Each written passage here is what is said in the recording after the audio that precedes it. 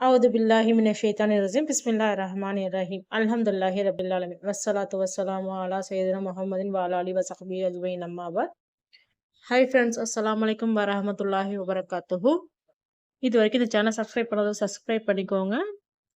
மறக்காமல் பெல் ஐக்கானை கிளிக் பண்ணிக்கோங்க. இந்த வீடியோ பிடிச்சிருந்தோம் உங்கள் ஃப்ரெண்ட்ஸ்க்கு ஷேர் பண்ணுங்கள். மறக்காமல் லைக் பண்ணுங்கள். நீங்கள் கொடுக்குற ஒவ்வொரு லைக்கும் எனக்கு மோட்டிவேஷனாக இருக்கும். இன்றைக்கி நம்ம பார்க்க போகிறது ஹதீஸ்.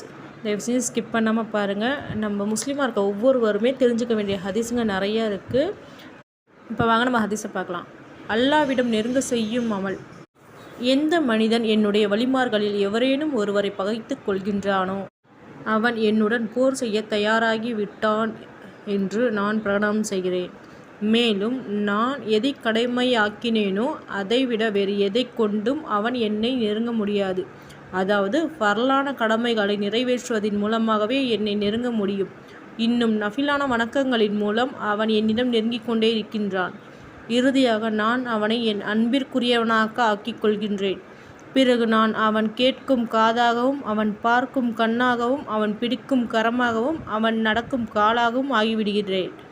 பிறகு அவன் என்னிடம் எதை கேட்டாலும் அதை அவனுக்கு நான் வழங்குகின்றேன்.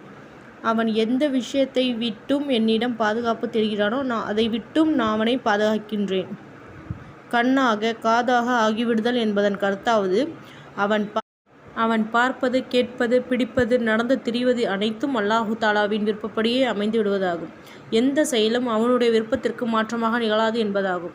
ஃபர்லுக்கு பிறகு நஃபிலான வணக்கங்களை அதிகமாக நிறைவேற்றி வருபவர் மிகப்பெரிய பாக்கியசாலி ஆவார். அல்லாஹு தாலா தன்னுடைய பேரருளின் காரணமாக எனக்கும் எனது நண்பர்களுக்கும் இப்பெரும் பாக்கியத்தை தந்தருள்வானாக. அஸ்ஸலாமு அலைக்கும் வரஹ்மத்துல்லாஹி வபரகாத்துஹு ஃப்ரெண்ட்ஸ்.